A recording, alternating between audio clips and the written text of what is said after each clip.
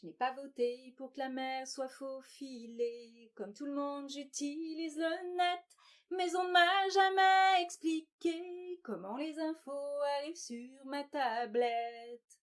Pas moins de papier, pas moins de transport, des machines qui fonctionnent quand je dors. Le numérique, c'est sûr, assure son essor, mais l'humanité, elle n'en profite pas, tournant toujours en rond entre peur et ambition. Après le discours sur la fracture numérique, enfin connaître ses effractions, si pilé au bac à sable finira le verre, de nos smartphones on ne sait que faire. L'industriel acquiert des batteries, ignorant l'exploitation des mines, poussé pour amortir ses recherches, le marché s'emballe et la terre s'appauvrit.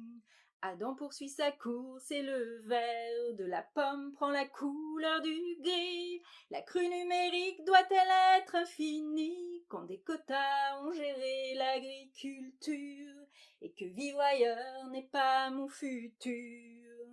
Civilisation nouvelle sans autre ambition, forme imposée ou exclusion, liens abstraits qui détruisent la terre et le vrai, déchets en l'humanité déchue.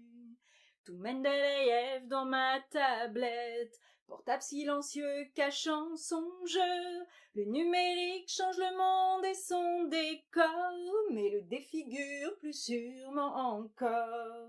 Nouvel appareil, nouveau trou dans la terre, mineurs en danger au bout de la ligne, eau polluée, travail d'enfants et des guerres, parle-t-on de débit ou de dégâts, en convoquant la vitesse de la lumière? Après le discours sur la fracture numérique, enfin connaître ses effractions, si pilé au bac à sable finira le verre, de nos smartphones on ne sait que faire. Quand la mondialisation est aussi celle de la pollution, plutôt que courriel reçoit mes meilleures pensées, reliées par le cœur en refusant de tout saccager. Que les images de notre belle planète ne soient pas demain musées.